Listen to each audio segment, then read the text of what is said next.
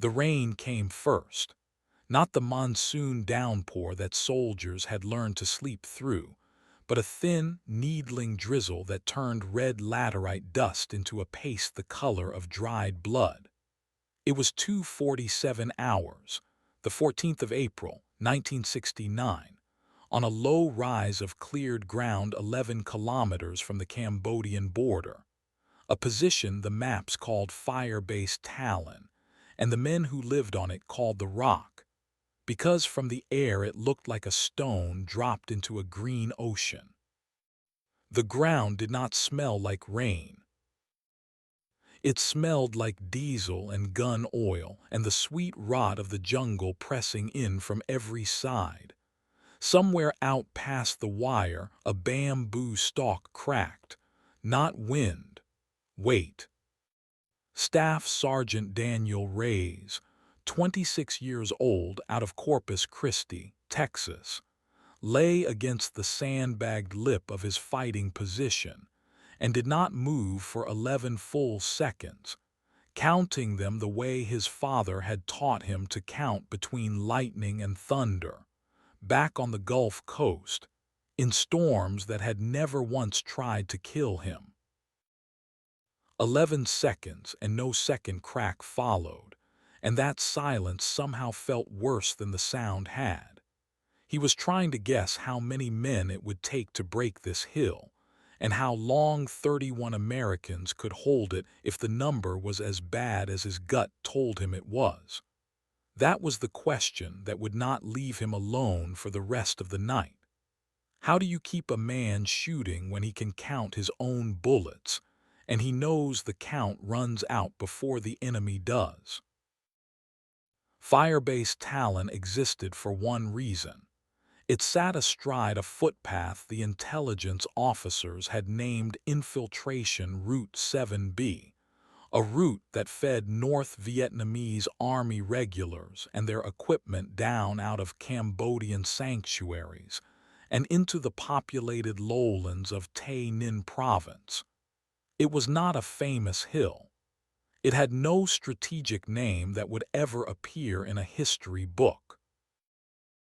It was a battery position for two 105 howitzers, a listening post, and a tripwire 31 infantrymen from 3rd Platoon, Charlie Company, camped there to protect the guns and to give early warning if the NVA moved a large force down 7B. For 6 weeks, it had been quiet enough that men started calling it a vacation posting. That quiet was the problem. Battalion intelligence had picked up radio traffic 3 days earlier suggesting an NVA regiment, not a company, not a battalion, a full regiment, upward of 2,000 men, was repositioning somewhere within 20 kilometers.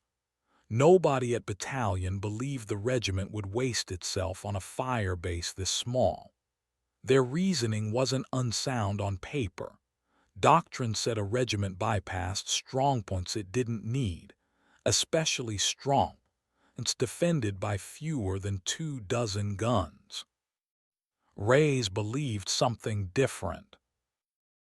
He believed a regiment moving south needed 7B kept open, and Talon sat on top of it like a rock in a stream. And rivers do not tolerate rocks. They can go around only so many times before the current wears the rock down or the men holding it move it themselves. If Talon had to be taken to keep the route clear, it would be taken with everything the NVA had close enough to throw, not because the hill itself mattered, but because the ground underneath it did. That was the stakes nobody back at battalion wanted to say out loud.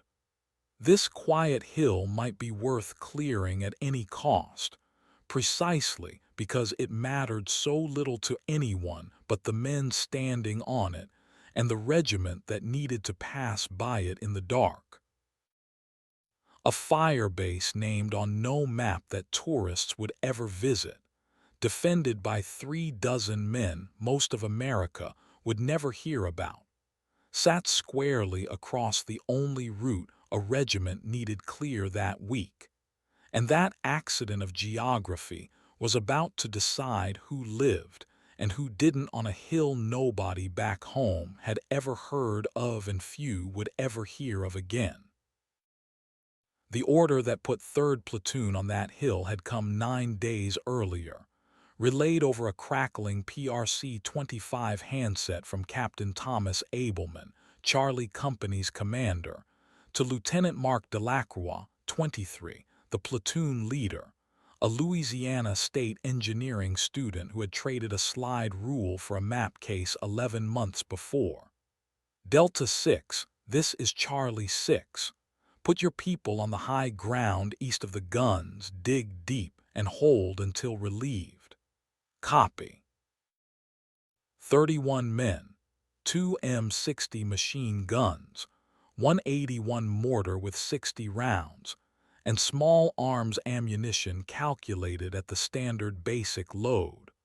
Roughly 210 rounds of 5.56 per rifleman, 14 fragmentation grenades per fighting position, and a single working AN/PRC-25 radio with a spare battery that was already down to 60% charge. Resupply was a helicopter flight away, weather permitting, and the weather over Tay Ninh in April did not always permit. The terrain sloped down into triple canopy jungle on 3 sides and cleared toward the firebase's gun pits on the 4th, which meant the platoon's line faced outward into blackness, with almost no illumination beyond a scattering of trip flares strung through the wire. Reyes had 6 years in the Army and had learned not to trust the quiet ones until they proved themselves. But Corporal Danny Whitfield, 19, out of Akron, Ohio, had proved himself twice already, carrying a wounded man 200 meters under fire back in February without being asked. Whitfield kept a photograph of his younger sister Carol in his helmet band, a girl who wrote him a letter every single week whether he answered or not. And he had a habit of humming old country songs under his breath while he cleaned his weapon, tuneless and constant, like a man who needed the sound of his own voice to remember he was still alive. He'd told Ortiz once that Carol was saving every one of his letters in a shoebox under her bed, and planned to make him read them all back to her on the porch when he finally got home, whether he wanted to or not. Specialist Miguel Ortiz, 21, from Laredo, wanted to open a garage with his brother when he rotated home, and had already drawn the floor plan on the inside cover of his notebook. 2 bays, a lift, a hand-painted sign reading Ortiz Brothers Auto that existed so far only in pencil. He kept a spark plug in his breast pocket, not for luck exactly, he insisted, just something to turn over in his fingers when the waiting got long. PFC Elwood Sharp, 18, the youngest man on the hill from a dairy farm outside Wausau, Wisconsin, still woke some mornings expecting to hear cattle instead of artillery, and he carried a rabbit's foot his grandmother had given him that had gone slick and gray with handling. He wrote her a short letter every week about the weather, because he didn't know how to describe anything else from this place and didn't much want to try. Sergeant First Class Curtis Boyle, 31, the oldest man on the line, a career soldier from Biloxi with 2 tours behind him already, rarely spoke more than he had to. But every man on that hill had watched him walk the perimeter twice a night without fail, checking each position like a man counting his own children before bed. He had an actual daughter back in Biloxi, 6 years old, and a photograph of her worn soft at the corners that he showed to almost no one.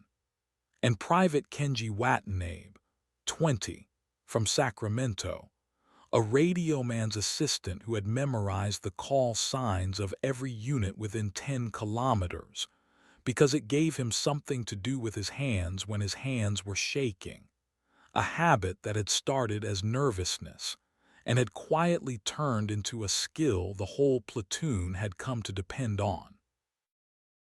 Preparation on the 14th had gone the way it always went before a bad night, though nobody had said the word bad out loud yet. Positions were redug an extra 18 inches deeper on Boyle's order, sandbags stacked to chest height, the M60s test fired, and their belts relinked and inspected link by link. Reyes walked the line himself and counted. 210 rounds average per man, down slightly from basic load because of a delayed resupply the week before. 14 grenades per position, except for the far left position, which had been shorted in the confusion of the last supply run and carried only 9.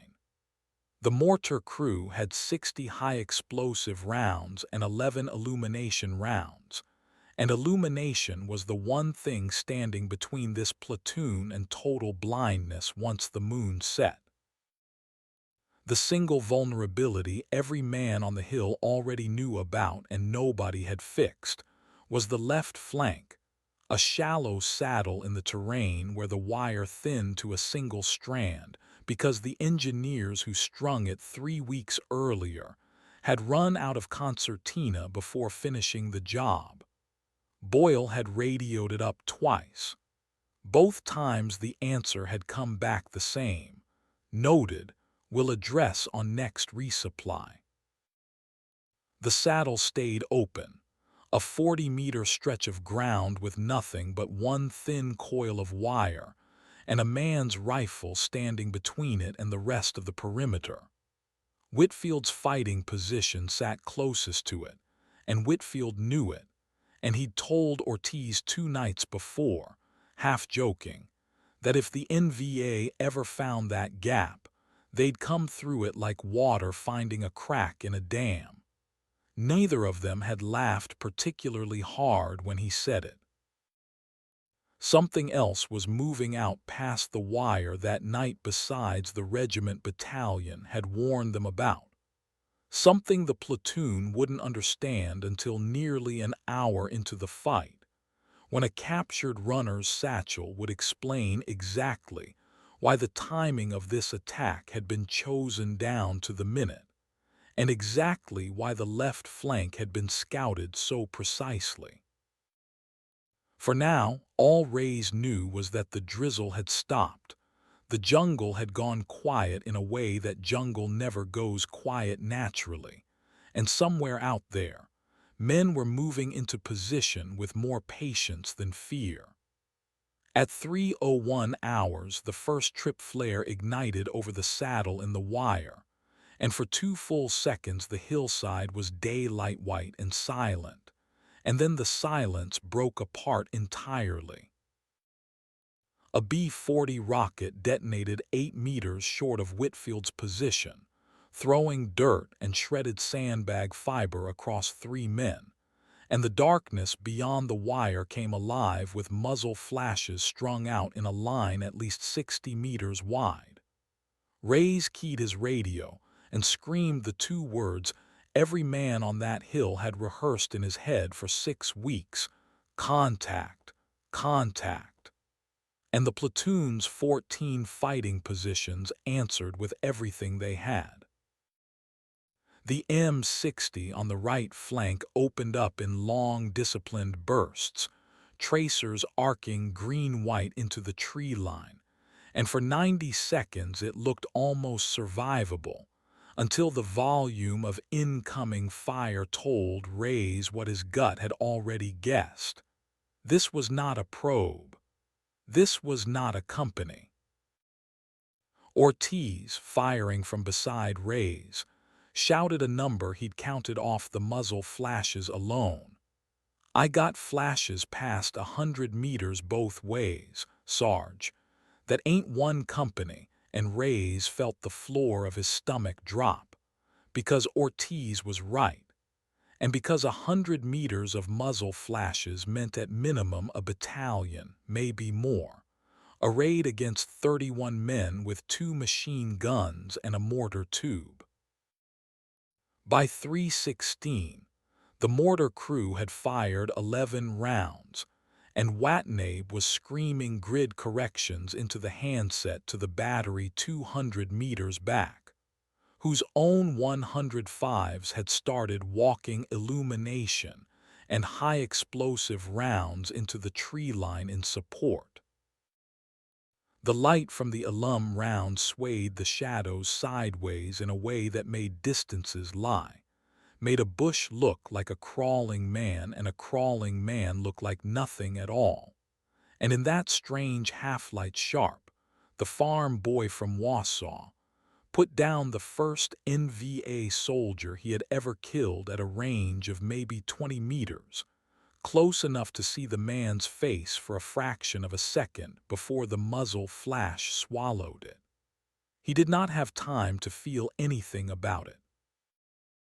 A second man came through the smoke behind the first, and then a third, and Sharp kept firing because stopping was not a decision that existed in his head anymore. The first wave broke off at 3:08, pulling back into the tree line the way water pulls back before a bigger wave arrives. And for 4 minutes the hill got something almost like a rest, men reloading magazines with fingers that wouldn't quite cooperate, checking each other's positions by touch in the dark, passing water canteens hand to hand without a word. Reyes used the lull to move down the line himself, counting heads, and found one empty position where PFC Aaron Cole should have been. Cole had taken a fragment through the throat in the opening seconds and hadn't made a sound anyone heard over the gunfire. He was the first man Talon lost that night, 20 years old, from a town outside Spokane nobody on the hill had ever visited, and there was no time to do anything but drag his body back from the parapet and keep his weapon in the fight, because a second wave was already moving through the wood line by 3:12, quieter than the first, testing instead of charging, probing for the same weaknesses the first wave had found. Boyle moved position to position under fire during this second push, not shouting, just present, dropping a hand on a shoulder here, correcting a jammed feed tray there. And when a private 2 positions down from Reyes took a fragment across the forearm and froze, staring at the blood soaking his sleeve, it was Boyle who knelt beside him, pressed a bandage on with one hand and put the man's own weapon back into his good hand with the other, saying only, "You're not done yet, Private. Up." The private, 19 years old and 3 weeks in country, picked the rifle back up and kept firing, and would later tell Reyes he didn't remember deciding to do it. His hands had simply decided for him, the way Boyle seemed to have known they would. At 3:34 the wire at the saddle gave way. This was the vulnerability nobody had fixed, and the enemy found it exactly the way Whitfield had joked they would. 6, then 10 NVA soldiers pushed through the thin single strand almost simultaneously, and Whitfield's position, undermanned already after the rocket strike, took the weight of the breach directly. Whitfield emptied a magazine, reloaded with hands that would not stop shaking no matter how many times he told them to, and looked over at Ortiz and said the only thing that made sense in the moment, "I'm going to the wire. Cover me," and went, alone, 20 meters into open ground under fire, dragging a case of grenades because it was the only thing that might close the gap before it swallowed the whole flank. He did not announce it as heroism. He said it the way a man says he's going to check the oil in his truck, and then he went and did it, throwing 4 grenades in a spread across the saddle in under 30 seconds, while Ortiz laid down covering fire that emptied an entire belt from the M60 beside him. 2 of the 10 NVA soldiers in the breach went down to grenade fragments. The rest fell back into the tree line, at least for the moment, and Whitfield crawled back into his position with a graze along his left forearm he would not notice until nearly an hour later. By 3:51, 30 minutes into the fight, Reyes did the math out loud over the radio to Lieutenant Delacroix, because somebody needed to say it plainly, and Reyes had decided it should be him. 6. This is 3. We are at approximately 60% ammunition on the line, 1 KIA, 4 WIA including 2 that can still fight, and I am estimating enemy strength at battalion plus. The math does not work past another hour at this rate. We need guns, we need alum, and we need it now. Delacroix, pinned near the gun pits, radioed back that air support was inbound, but whether over the AO had grounded fixed-wing assets until visibility improved, which meant helicopter gunships were the only option, and helicopter gunships needed the storm cell moving northeast to clear the firing corridor first. There was no other help coming for at least 40 minutes. 31 men, now 27 able to fight, against a force that outnumbered them by a factor Reyes did not want to say aloud even to himself, with ammunition draining at a rate that had a clean, brutal endpoint if nothing changed. That was the math. Reyes said it because a lie would have gotten men killed faster than the truth would. At 4:02, in the pause between the second and third assault waves, Watanabe caught a fragment of enemy radio traffic on a frequency the platoon wasn't supposed to be able to hear, relayed by an alert operator back at battalion who patched it through as a courtesy. It was in Vietnamese, and it took the interpreter attached to battalion nearly 10 minutes to translate it, but the gist reached Reyes before the third wave hit. An NVA company commander, frustrated, reporting to his battalion headquarters that the Hills defenders were fighting, like men who did not know they were already dead, and requesting permission to disengage and bypass the position entirely rather than continue absorbing losses to take a fire base this size. The request was denied.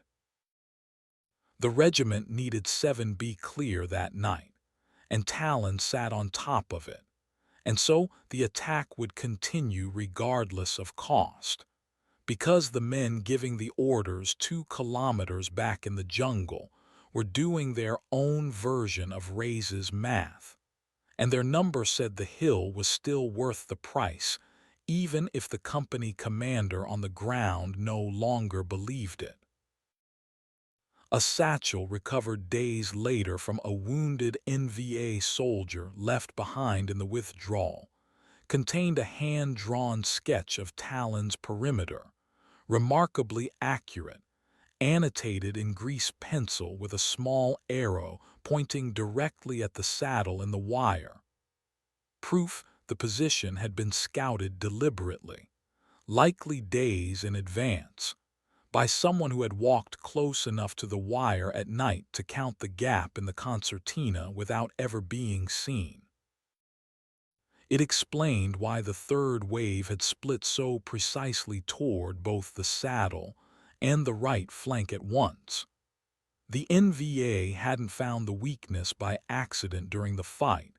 They had known about it before the fight ever started, and had built their entire assault plan around exploiting a gap the platoon itself had flagged and never gotten fixed.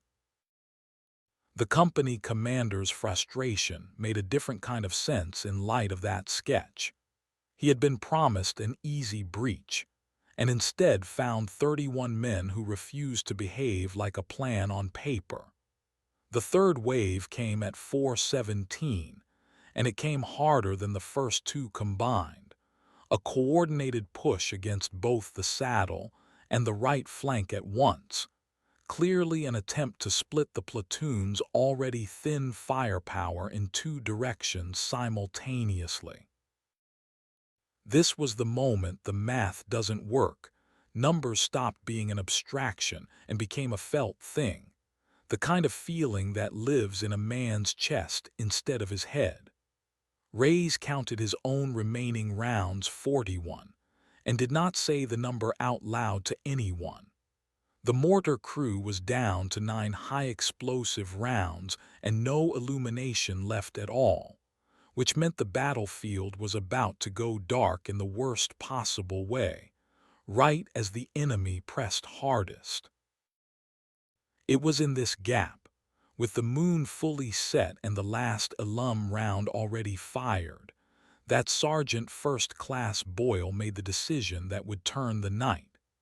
He had spent 6 weeks walking that hill twice every night without exception, long before anyone expected it to matter, learning where the ground dipped and where it rose, which low fold of earth would still let a man see the wire even with no light in the sky at all. Instead of holding the line in place and trading rifle fire for rifle fire against a numerically superior force in total darkness, Boyle ordered the platoon to consolidate, to abandon the outer ring of fighting positions, and pull back 30 meters to a tighter perimeter around the gun pits themselves, collapsing the line into something small enough that every remaining rifle and both machine guns could overlap fields of fire into a killing ground, no wider than the beaten zone of a single M60. It was a decision built entirely on the vulnerability everyone already knew about, and the shape of the ground Boyle had walked so many times it lived in his feet more than his eyes. It meant giving up ground the platoon had bled to hold for the last hour and a half. It meant trusting that a smaller, denser wall of fire, packed into a perimeter half the size, could do what a longer, thinner one no longer could. And it meant trusting 27 exhausted men to execute a movement none of them had ever rehearsed, in the dark, under fire, without a single wasted second to explain why.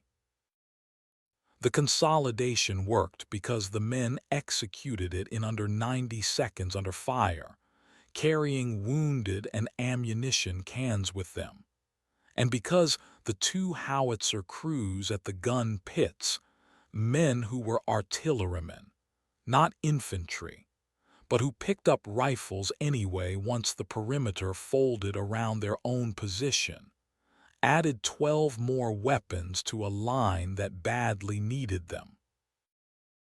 When the fourth wave hit the new, tighter perimeter at 4:29, the volume of fire the defenders put out per meter of front had nearly doubled even though their total ammunition had not, and the NVA assault broke against it inside 4 minutes, leaving the ground in front of the gun pits littered with more casualties than the previous 3 waves combined. It was not a clean victory. It was arithmetic, finally working in the defenders' favor because the shape of the problem had changed rather than the numbers themselves. If you've made it this far into the story of a hill most history books will never mention, Consider staying with these men through what's left of the night. Subscribing costs nothing. And it tells stories like this one that they mattered. The helicopter gunships arrived at 4:47, 20 minutes after Reyes had told Delacroix the math wouldn't hold that long, working the tree line with rockets and minigun fire, while the remaining defenders held the tight perimeter Boyle had built. By 5:12, the NVA disengaged entirely, dragging what wounded they could recover and abandoning the rest, and the jungle went quiet again in the way it had been quiet before any of this started, except now the quiet meant something different. Dawn broke gray and wet over fire-base Talon at 5:58. Of 31 men who had held that hill, 4 were dead and 9 wounded seriously enough to be medevaced, including Sharp, who had taken a fragment through the shoulder during the 4th wave and would carry it for the rest of his life without complaint, and PFC Aaron Cole, whose name Reyes made sure was the first one written into the after-action report, not the last. Whitfield's forearm graze needed 6 stitches, and he sat afterward with his sleeve rolled up while the medic worked, still humming the same tuneless country song under his breath, quieter now, as though his voice hadn't yet gotten the message that the shooting had stopped. Ortiz walked the line afterward counting spent brass without being asked to. The way a man counts something when he needs his hands busy and his mind quiet, and somewhere in the counting, he found the spark plug still in his breast pocket, unbroken, and put it back without comment. Watanabe sat by the radio long after the last transmission, still holding the handset, until someone gently took it from him and told him it was over.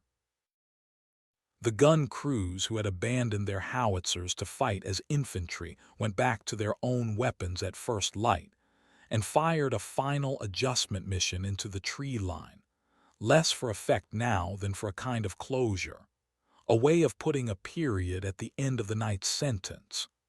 Boyle walked the perimeter one more time, the 3rd time that night rather than the usual 2, checking each position not because the enemy was still out there, but because it was the only way he knew how to be sure his men actually were.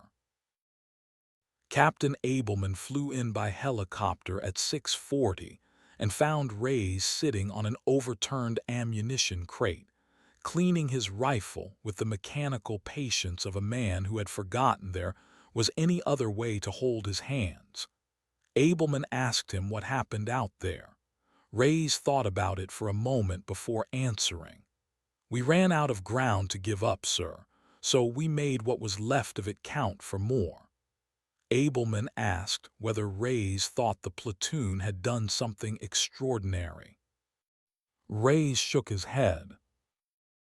"We were just the ones standing on it when it needed holding.